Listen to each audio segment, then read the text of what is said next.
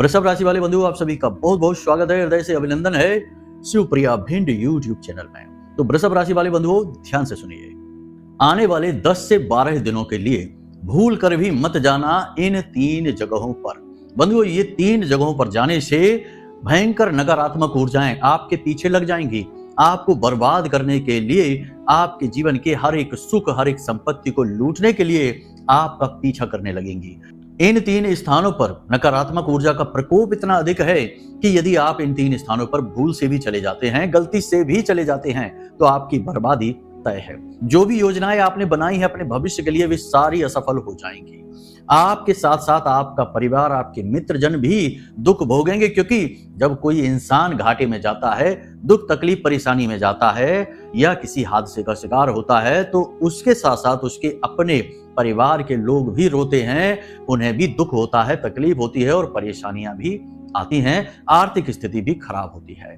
अब इन 3 स्थानों पर जाने के लिए हम आपसे ना क्यों कहते हैं, इसे आप जरा ध्यान से समझ लेना, क्योंकि यह अब जो समय है 14 मार्च के बाद से, जब सूर्य का गोचर हो चुका है मीन राशि में, तब से जीवन में अंधकार का समय आ चुका है। कोई आपसे कुछ भी कहे, आपको बहुत संभल कर रहना है।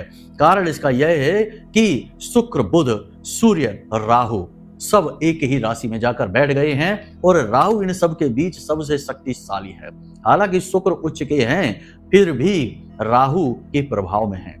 कारण इसका यह है कि राहु भी एक राक्षस ग्रह है और शुक्र भी राक्षस ग्रह है, और राहु एक ऐसा शक्तिशाली ग्रह है जो सूर्य देवता को भी ग्रहण लगा देता है। ऐसे में आप यह न माने कि सूर्य तो देवता है, सबसे बड़ा ग्रह है, तो इसका राहु क्या बिगाड़ेगा?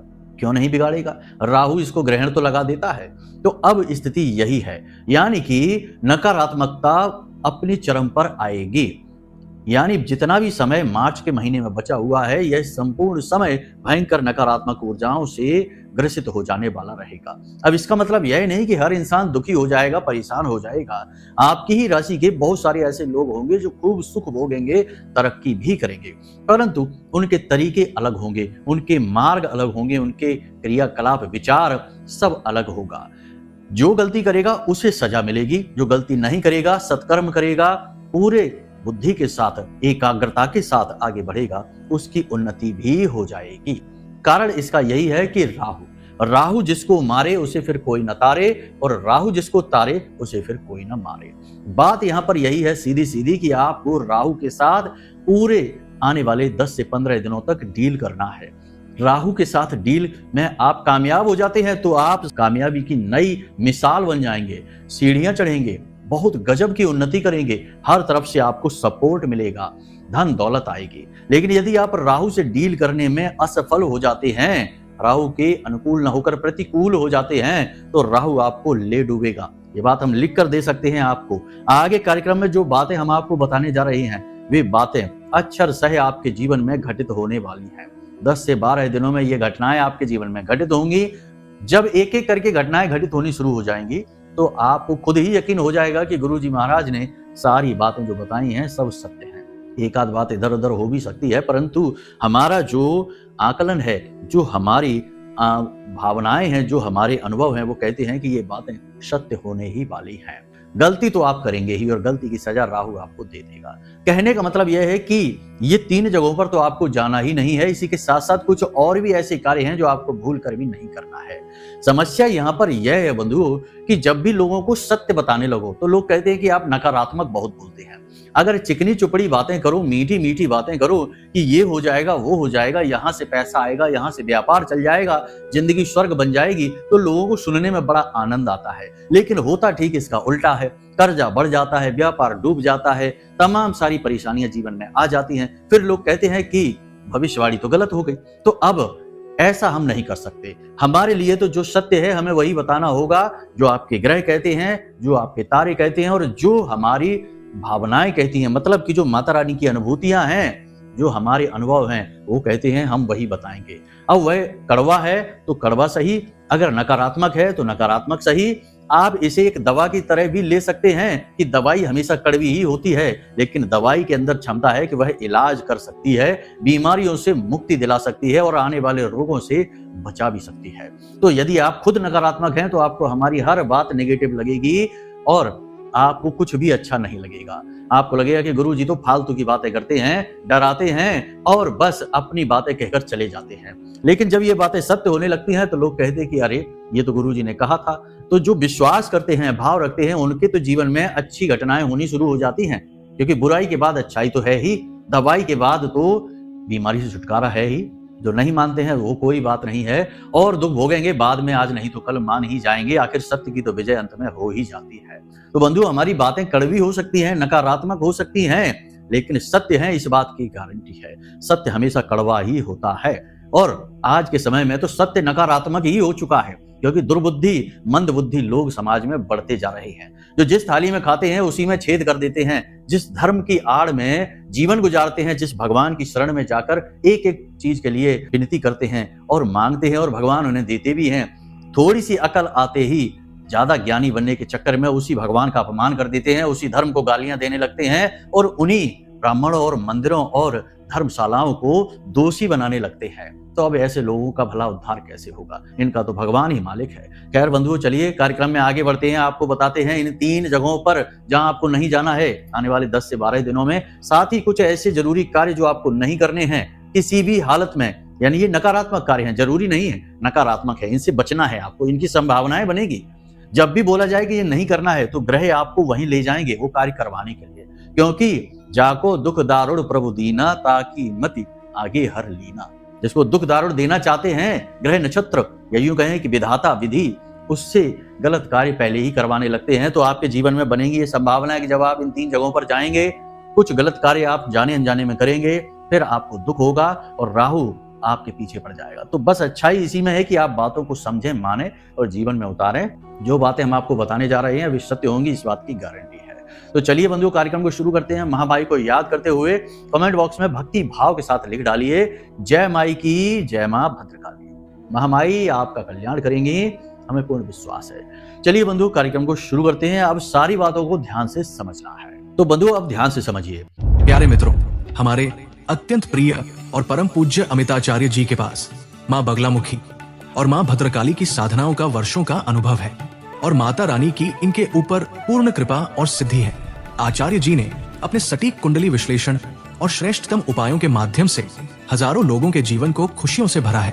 आचार्य जी का कुंडली विश्लेषण और उपाय करवाने का तरीका इतना अद्भुत है कि जीवन के हर एक दुख और कष्ट का कारण जड़ से ही समाप्त हो जाता है।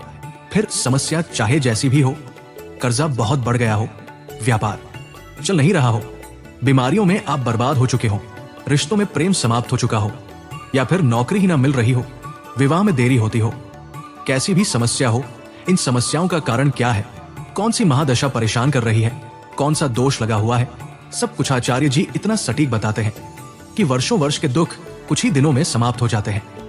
अगर आपके जीवन में भी कोई ऐसी संकट की घड़ी है तो यही सही समय है जब आप पूज्य आचार्य जी के हाथों से अपनी कुंडली का विश्लेषण करवाएं और वर्षों से चल रहे दुखों और संकटों के इस चक्र से बाहर निकल जाएं। प्यारे मित्रों, अभी वीडियो में दिए गए नंबरों पर फोन करिए और अपनी कुंडली का श्रेष्ठतम आकलन करवा डालिए। जिंदगी बदलने का ये सबसे बड़ा मौका हाथ से मत जाने दीजिएगा। जय माई की, महामाई आपका कल्याण करे।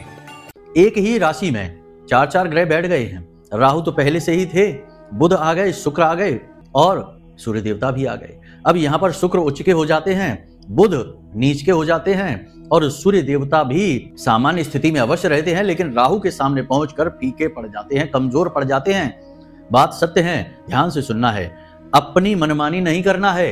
किसी भी हालत में जो ज्ञान की बातें दी जाएं उन्हें समझ लेना है।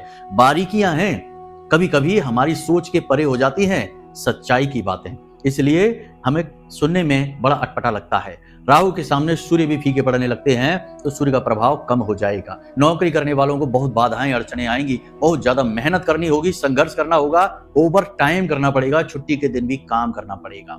पहली बात। दूसरी बात, उच्च अधिकारियों से किसी बात को लेकर टकराव हो जाएगा, पीठ के पीछे चुगलियां होंगी, शत्रु बढ़ जाएंगे कार्यस्थल पर और शत्रु सक्रिय भी हो जाएंगे, आपके खिलाफ षड्यंत्र करेंगे, आपकी चुगलियां करेंगे और कार्यस्थल पर आपका काम करना मुश्किल कर देंगे। बात यहीं समाप्त नहीं होगी, आपको शारीरिक कष्ट भी प्राप्त होंगे। काम की अधिकता की वजह से थकान, तनाव और मानसिक दबाव रहेगा, प्रेशर रहेगा आपके ऊपर। तो नौकरी करने वालों के लिए ये समय बिल्कुल भी अच्छा नहीं है। अब यहाँ पर विडंबना यह हो रही है कि बुध भी 15 तारीख को अस्त हो चुके हैं, यानी कि बुध है आपकी वाणी, बुद्धि और व्यापार। तो आपकी वाणी से संतुलन आपका खोने लगेगा। आप वो बातें कह देंगे लोगों से जो कहनी नहीं चाहिए, और उल्टी सीधी बातें भी कह सकते हैं, आप शब्द भी कह सकते हैं। तो थोड़ा सावधान रहना है, अपनी वाणी पर पूरा नियंत्रण रखना है। यानी मार्च का जितना भी महीना बचा है, जितने भी समय दिन बचे हैं, इन दिनों में आपको अपनी वाणी पर संतुलित रखना है। लोग आपको जानबूझकर उकसाएंगे, आपसे ऐसी बातें कहेंगे जिससे आपको गुस्सा आ जाएगा, आप क्रोध में आकर कुछ ना कुछ कह देंगे और बात का बतंगड़ बन जाएगा। तो संभल कर रहना है, ये नहीं करना है। दूसरा कि आप अपना पैसा फिजूल खर्च कर सकते हैं, यानी अपनी लग्जरी, अपनी सुख सुविधाओं, भोग विलास में अपना पैसा खर्च कर सकते हैं। इसी के साथ साथ आपको कोई ऐसी योजना समझ में आ सकती है जहां पर आप पैसा लगाएंगे और रातों रात आपका पैसा डबल हो जाएगा, लेकिन ये योजनाएं आपको डुबाने वाली होंगी। याद रखना कि शुक्र के साथ राहु का मिलन जो है यह थोड़ा नकारात्मक है। धन कमाने के लिए शुक्र क्या है? आपका धन माता लक्ष्मी है। धन कमाने के नकारात्मक मार्ग ज्यादा खुलेंगे, सकारात्मक मार्ग दिखेंगे ही नहीं, क्योंकि माया राहु की है। राहु एक मायावी ग्रह है, तो माया राहु की है। सच्चाई को छुपाएगा और झूठ को दिखाएगा, और झूठ को इतना प्रबल करके दिखाएगा कि आप उसके जाल में फंस जाएंगे, फिर आप अपना पैसा डुबा देंगे। शेयर मार्केट से दूर रहना है, सट्टेबाजी के कार्यों से, जुआ से तो दूर रहना ही है, ये तो है ही गलत। ब्याज के व्यापार और कमीशन के व्यापार संभल कर करने हैं, इनमें नुकसान होगा ही होगा। पैसे का इन्वेस्टमेंट सोच समझकर करना है, ठीक है, ये बहुत जरूरी है। पैसा को होल्ड करें, संभाल कर रखें, यूं ही बिना सोचे समझे कहीं किसी की राय नहीं मान लेनी है। जो आपका बुद्धि विवेक कहे उन बातों को मान लेना है, ये सबसे महत्वपूर्ण बात है। अब कुछ जरूरी बात, 3-4 काम हैं जो आपको नहीं करने हैं। पहला यह है कि वाहन लापरवाही से नहीं चलाना है पूरे मार्च के महीने में। अब जितना समय बचा है, लापरवाही से वाहन नहीं चलाना है, और काले और नीले रंग की कोई भी वस्तु किसी से मुफ्त में नहीं लेनी है। कोई उपहार देता है, गिफ्ट देता है, नहीं लेनी है। परफ्यूम किसी को देना नहीं है। धार्मिक वस्तुएं किसी को देनी नहीं है, जैसे धार्मिक किताबें लोग दे देते हैं, गीता जी अक्सर लोग उपहार में दे देते हैं, नहीं देना है। परफ्यूम आपको किसी को नहीं देना है। परफ्यूम देने का भी चलन है, फैशन है। किसी का बर्थडे है, पार्टी है, तो कुछ नहीं, एक अच्छा सा परफ्यूम पैक कराया और दे दिया जाकर, बिल्कुल गलत, बहुत ही गलत है। ये आपके लिए भयंकर नकारात्मक हो जाएगा। इसी के साथ साथ सफेद वस्तुओं के दान से बचना है। दान का मतलब यहाँ पर है कि मंदिर से बाहर नहीं, मंदिर प्रांगण में आप दान करें, मंदिर को दान करें, अति उत्तम होगा। अब कुछ लोग यहाँ पर कहेंगे कि आप जैसे लोग मंदिर में दान कराते हैं क्योंकि वहां से तो आपका व्यापार चलता है। तो इतना शक और वहम क्यों कर रखा है आपने? आप अपना कर्म करिए। हर मंदिर में ऐसा काम नहीं होता, और हर जगह एक जैसी सच्चाई और अच्छाई नहीं होती, सब जगह मिलावट होती है। लेकिन धर्म धर्म होता है, धर्म से जुड़े लोग तब भी डर डर कर कार्य करते हैं। भगवान से सभी डरते हैं। जो वैसे ही भगवान की शरण में है वो भला क्या गलत कार्य करेगा। अगर आपका मन बोले तो हमारे द्वारा बोली गई बातों को आप करिए, मन ना बोले तो मत करिए, कोई जबरदस्ती नहीं है। हम तो वो बताते हैं जो हमारा धर्म कहता है, अध्यात्म कहता है। अब इतने प्रपंच हमारे दिमाग में नहीं आते कि हर जगह हम अपना एक अलग ही व्याख्यान, अलग ही गणित चलाने लग जाएं। कुतर्क कहते हैं इनको। तो कुतर्कों के चक्कर में ना पड़े। जो सत्य है, आध्यात्म है, आप अपना कर्म करिए। आप इस संसार में आए अकेले हैं, जाएंगे यहां से अकेले। कर्म के बंधनों को लेकर आए जिन्हें संस्कार कहते हैं, और नए कर्म के बंधन लेकर जाएंगे जो आपके आने वाले समय में, यानी अगले जन्म में आपके संस्कार बनेंगे, आपका प्रारब्ध बनेगा। तो आप अपने कर्म करिए, ज्यादा दुनियादारी के चक्करों में आप ना पड़िए। दुनिया भगवान को चलाने दीजिए, वो भगवान का काम है। आप ना कोशिश करिए, ना हम कोशिश करेंगे, कोई नहीं करेगा, किसी के बस की बात नहीं है। फिजूल में अपना दिमाग खराब कर लेने वाली बातें होती हैं ये, तो इन बातों से दूर रहिएगा। तो हम आपसे कह रहे थे कि अगर आपको सफेद रंग की कोई वस्तु दान करनी है तो मंदिर में दान करिएगा। जैसे आटा है, चावल है, नमक है, शक्कर है, ये चीजें मंदिर में आप दान कर देंगे, शुक्र मजबूत हो जाएगा, बहुत ही ज्यादा लाभ प्राप्त होंगे, धन लाभ होंगे। ठीक है, ये काम कर लेना है। एक उपाय आपको हम बताएंगे कार्यक्रम के अंत में, बहुत शक्तिशाली उपाय है, 21 दिनों तक करना है, भोलेनाथ का उपाय है। 21 दिनों के अंदर अंदर अगर आपको पैसा खुद चलकर आपके घर ना आए तो कहना, बहुत ही शक्तिशाली उपाय है। हमने बहुत बार खुद आजमाया है और बहुत सारे लोगों पर करवाया है। बड़े से बड़े दुर्भाग्यशाली और अभागे लोगों की भी किस्मत जाग गई है इस उपाय से। वो उपाय आपको हम बताएंगे। कार्यक्रम के अंत तक बने रहना, थोड़ी देर और रुकिए, बस हम पहुंच ही रही है वहां तक।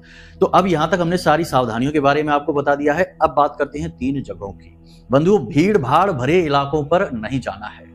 अक्सर आपने देखा होगा कि भीड़ लग जाए कहीं भी, चाहे भले ही धर्म की भीड़ हो, चाहे भले ही पंडाल हो, पूजा पाठ हो, तीर्थ स्थल हो, कहीं भी अति की भीड़ हो जाती है, हादसे हो जाते हैं, क्योंकि वहां पर राहु अति सक्रिय हो जाता है। जहां भीड़ होती है, शोर होता है, वहां राहु सक्रिय हो उठता है, और राहु सक्रिय होते ही वह नकारात्मक चीजों को, नकारात्मक बातों को नोटिस करता है, और जैसे ही कहीं नकारात्मक घटनाएं प्रबल हुई, तुरंत राहु अपना प्रभाव देता है और दुर्घटना हादसे करवा देता है। तो आपको भीड़ भाड़ भरे इलाकों में नहीं जाना है। वहां चले गए तो वहां से आप नकारात्मक ऊर्जाएं लेकर आ जाएंगे, और कौन सी ऊर्जा कब किसके साथ होली और कितनी किसको बर्बादी दे दी, पता ही नहीं चलता है। वर्षों की बर्बादी के बाद लोग जागते हैं कि गुरुजी हम तो बहुत त्रस्त हो गए, लाखों करोड़ों का कर्जा हो गया, व्यापार डूब गया, कुछ करिए। तब पता चलता है कि ये तो नकारात्मक ऊर्जाओं की चपेट में है, किसी प्रकार की बाधा है इसके ऊपर, लेकिन तब तक देर हो जाती है। तो ऐसे चीजों से आप दूर ही रहिए, ठीक है। पहली चीज ये। दूसरी चीज ये कि एकांतवास, जैसे कि सुनसान इलाका है, एकांत है, शमशान घाट है, खास तौर से जहां चिताएं वगैरह जलाई जाती हैं। गांव क्षेत्रों में ऐसा होता है कि कोई खास एक जगह शमशान की नहीं होती है, मतलब कि लोग अपने खेतों पर एकांत में जला देते हैं। तो ऐसी जगहों पर आपको नहीं जाना है। पीपल के वृक्ष और बरगद के वृक्ष जो बहुत ही एकांत इलाके में है, वहां आपको नहीं जाना है। टॉयलेट वगैरह भी आपको नहीं करनी है, वरना बहुत भयंकर परिणाम होंगे। कीकर का पेड़, बबूल का पेड़, नीम का पेड़, पीपल और बरगद का पेड़, ये 5 पेड़ जो होते हैं, इनमें बहुत तरह की ऊर्जाएं निवास करती हैं। दैवीय ऊर्जाओं के साथ साथ प्रेत और पिशाची ऊर्जाएं भी वास करती हैं। कीकर का ही तो वृक्ष था, पेड़ था, जिस पर तुलसीदास जी ने जल डाल दिया था। यूं ही शौच करके आए थे और थोड़ा सा जल डाल दिया, और उस जल से ही उस वृक्ष पर रहने वाला प्रेत प्रसन्न हो गया था। लेकिन वह तो अच्छा प्रेत था, और तुलसीदास जी संत थे, तो उनका तो कुछ नहीं बिगाड़ा, उनकी तो मदद ही कर दी। लेकिन हो सकता है कि कोई नकारात्मक प्रेत हो, कोई भयंकर नकारात्मक ऊर्जा हो, और आप और हम तो तुलसीदास नहीं हैं, तो हो सकता है कि हमारी जरा सी नकारात्मकता का वह बड़ा लाभ ले ले और हावी हो जाए। तो इन सब चीजों का ध्यान रखना है। एकांत में इन वृक्षों के नीचे नहीं जाना है, टॉयलेट वगैरह नहीं करनी है, रुकना बैठना नहीं है, ठीक है। 2 स्थान ये हो गए, बहुत ही महत्वपूर्ण हैं। तीसरा स्थान, जहां पर लोग शराब पी रहे हैं, मांसाहार कर रहे हैं, व्यभिचार कर रहे हैं, गलत बात कर रहे हैं। अक्सर ऐसा होता है कि लोगों को हमने देखा है कि गुरुजी हम शराब पी नहीं रहे थे, हम तो वहां बस बैठे ही थे, और वहां से उनके जीवन में नकारात्मकता आ गई, राहु सक्रिय हो गया। कोई जुआ खेल रहे हैं कुछ लोग, और कोई है जो वहां देख ही रहे हैं, बस वहीं से उनका बुरा समय शुरू हो गया। ये बातें आपको समझ में नहीं आएंगी, ये बातें हम जैसे लोगों को समझ में आ जाती हैं जब हम साधना में बैठते हैं, ध्यान में बैठते हैं, आंखें बंद करते हैं और माता रानी से अपनी लौ लगाते हैं, तो आभास होने लगते हैं, नाम मन में आते हैं, जैसे ही वैसे ही समझ आ जाता है कि किस प्रकार की ऊर्जा इसके सिर पर सवार हो चुकी है, कहां से यह ऊर्जा आई है, यह भी पता चल जाता है। एक बच्ची थी जिसकी हमारे पास में कहानी आई कि बड़ी बुरी स्थिति, बहुत बुरी स्थिति, यानी बहुत ही सभ्य लड़की थी, विवाह हुआ, उसके 1-2 वर्षों के बाद ही उसके ऊपर एक ऐसा भयानक प्रेत हावी हुआ, और उस प्रेत ने उसे बर्बाद करके रख दिया। 1 से 1.5 वर्षों तक उसे भयंकर तरीके से प्रताड़ित किया। लड़की भयानक बीमार रहने लगी, और जब वह प्रेत उसके शरीर पर हावी हुआ करे, तो वह लड़की 10-10 लोगों के भी कंट्रोल में ना आया करे, इतनी शक्ति उसके शरीर में आ जाए, और घर छोड़कर भाग जाया करे, कभी कुछ करने लगे, कभी कुछ करने लगे, तो बहुत ज्यादा प्रताड़ित। तो जब हमने ध्यान लगाया, साधना की और माता रानी से निवेदन किया, तो जब लौ लगी तो पता चला कि मेहंदीपुर बालाजी गए थे ये लोग परिवार के साथ, और वहीं पर जब लौटते समय किसी एक स्थान पर एक छोटी सी पुलिया थी, जो पुल होते हैं ना, छोटी सी पुलिया होती है, वहां पर ये लड़की बैठ गई थी कुछ समय के लिए। ये लोग वहां पर टॉयलेट वगैरह करने के लिए रुके थे, और वहीं पर ये लड़की बैठ गई थी, और वहीं से यह पिशाच, यह प्रेत उसके साथ हो लिया, और उस प्रेत ने उसे 2 साल तक प्रताड़ित किया। बड़ी लंबी प्रक्रियाओं के साथ उस पिशाच से, उस प्रेत से उसका पीछा छुड़ा पाए हम। तो आप समझिए कि ये ऐसी चीजें हैं, इनसे बड़ा मुश्किल होता है पीछा छुड़ा पाना। एक बार अगर ये आपसे जुड़ गई तो जीवन ही खराब कर देती हैं। ऐसे केस हमारे पास तो सैकड़ों आते हैं, कुछ सुलझ जाते हैं और कुछ नहीं भी सुलझ पाते हैं, क्योंकि हम सर्वशक्तिमान नहीं हैं। माता रानी की इच्छा है, ईश्वर की जो इच्छाएं हैं वे सर्वोपरि रहती हैं। तो यहाँ तक आपको हमने समझा दिया है, ये 3 स्थानों पर आप नहीं जाना। अब बात करते हैं उस एक उपाय की। वैसे तो देखो, जितने भी नकारात्मक स्थान आपको समझ में आते हैं, अच्छे बुरे का आपको फर्क है, भले बुरे का आपको ज्ञान है, तो जो बुरे स्थान है वहां जाना ही नहीं है, क्योंकि ये राहु का समय काल चल रहा है, राहु अत्यंत प्रबल है, तो जरा सी गलती करेंगे बड़ा दुष्परिणाम सहना होगा। तो इसका आपको ध्यान रखना है। बाकी 3 विशेष जो इंगित स्थान है, इनके बारे में हमने आपको बता दिया है। अब बात करते हैं सबसे महत्वपूर्ण उपाय। भिखारी से भिखारी भी अमीर बन जाएगा, और गरीब से गरीब कंगाल से कंगाल भी लाखों करोड़ों में खेलेगा। सबसे बड़ी बात यहां पर यह हो रही है कि जो जीवन भर के दुखिया हैं, दुर्भाग्यशाली हैं, जिन्हें कोई पूछता नहीं है, अगर वे भी पूरे भाव के साथ 21 दिन तक इस उपाय को कर डालें, उनका बेड़ा पार है, उद्धार निश्चित है। ऐसा जबरदस्त उपाय है, आजमाया हुआ है, शक्तिशाली क्रिया है। ध्यान से समझ लेना, फिर इसे करना शुरू करना, कल से ही कर लीजिए। पहले भी हमने इसके बारे में बताया है आपको, लेकिन लोग ध्यान से सुनते नहीं हैं, आधी अधूरी बात सुनते हैं और फिर कहते हैं कि कुछ भी काम नहीं करता जीवन में। तो ध्यान से सुनना है। आपको अनार चाहिए, अनार का रस, ठीक है, अनार का रस चाहिए। प्रतिदिन शुक्रवार के दिन से प्रारंभ करेंगे इस क्रिया को। बाजार जाएंगे, अनार लेकर आएंगे, उसका रस निकालेंगे, खुद अपने हाथों से रस निकालेंगे। हाँ, मशीन से निकाल लेना, कैसे भी निकाल लेना, मेहनत खुद करेंगे। तो रस निकालेंगे और उस रस को ले जाकर भोलेनाथ के शिवलिंग पर अर्पित करेंगे। उस रस में थोड़ा सा शहद मिला लेंगे और उसे अर्पित करेंगे शिवलिंग पर। उसके बाद थोड़े से अक्षत चावल चढ़ाएंगे और फिर जलाभिषेक करेंगे। इस क्रिया को आपको करना है। फिर वहीं पर बैठकर कम से कम 10 से 15 मिनट पंचाक्षरी मंत्र ओम नमः शिवाय का जाप करेंगे। ओम नमः शिवाय पूरा मंत्र उच्चारण करेंगे। बहुत से लोगों को हमने देखा कि मंत्र ही सही नहीं बोल रहे तो काम कैसे होगा, मंत्रों में शक्ति है, ऊर्जा है, तो बोलते हैं ओम नमः शिवाय, ओम नमः शिवाय, तो ना तो नमः बोला ना ही शिवाय बोला। तो ये गलती नहीं करनी है, अच्छे से उच्चारण करना है, धीमे उच्चारण करना है। उपांशु जाप बोलते हैं इसको। उपांशु विधि के साथ जो जाप करेंगे आपको यह जाप फलित हो जाएगा। उसके बाद आपको शिवलिंग को अपनी दोनों हथेलियों से इस प्रकार छूना है, यानी पकड़ लेना है, जकड़ लेना है। शिवलिंग को यह प्रेम बहुत, यानी भोलेनाथ को यह प्रेम बहुत अच्छा लगता है। तो आपको ऐसे दोनों हाथों से पकड़ लेना है, हथेलियों से। उसके बाद अपना दर्द, अपनी तकलीफ सब मन में याद करनी है और भोलेनाथ से अनुनय निवेदन करना है, शरणागति हो जाना है उनके। बस इतना सा आपको करना है। मार्कंडेय ऋषि की कहानी आपको याद ही होगी, जिन्हें भगवान भोलेनाथ ने अमर बना दिया, जो कि अल्पायु थे, 5 वर्ष की आयु थी, और केवल इसी क्रिया से उन्होंने कुछ भी नहीं किया था, बस शिवलिंग को जकड़ लिया था और यमराज उनका कुछ बिगाड़ नहीं पाए थे, वापस लौटना पड़ा था। तो ये भोलेनाथ को बहुत प्रिय है। ये क्या है? ये आपका समर्पण है, आपका प्रेम है। जैसे ही आप समर्पित होते हैं अपने भाव लेकर, वैसे ही भोलेनाथ आपसे बहुत ज्यादा प्रभावित हो जाते हैं। और भोलेनाथ तो हैं ही भोले, जिसने एक बार भोलेनाथ को प्रभावित कर लिया उससे तो काल भी डरता है। माता लक्ष्मी स्वयं उसके घर आएंगी, क्योंकि भोलेनाथ और नारायण एक ही हैं। भोलेनाथ प्रभावित हो गए तो नारायण अपने आप प्रभावित होंगे, और नारायण प्रभावित हो गए तो माता लक्ष्मी स्वयं चलकर आएंगे। बस आपको ये क्रिया करनी है। प्रतिदिन बिना किसी को बताए, बिना टोका टाकी के, बिना किसी व्यवधान के लगातार इस क्रिया को करिए। 21 दिनों तक इस क्रिया को करिए। हम आपसे कहते हैं कि 5 से 7 दिनों में परिणाम दिखने लगेंगे। 21 दिनों में आपकी मनोकामना फलीभूत हो जाएगी। व्यापार डूब रहा है तो ऊंचाइयों पर उड़ने लगेगा। नौकरी नहीं है तो नौकरी मिल जाएगी। किसी भी प्रकार की अड़चन है, कर्जा बहुत है तो कर्जा चुकाने के मार्ग मिलने लगेंगे। शत्रु नाश हो जाएगा। लोग बढ़ चढ़कर आपकी मदद करने के लिए आगे आने लगेंगे। भाव बहुत महत्वपूर्ण है। बस दिखावे के लिए नहीं करना है, अंदर से, दिल से उपाय को निकलना चाहिए। 2-4 दिन हो सकता है कि ना आए भाव, क्योंकि कोई भी नया काम करते हैं, ये दुनिया के प्रपंच इतने गहरे हैं कि कहीं भी आस्था को जमने ही नहीं देते हैं। हर जगह कुतर्क के बीज बो देते हैं, जमीन दूषित हो जाती है आस्था की।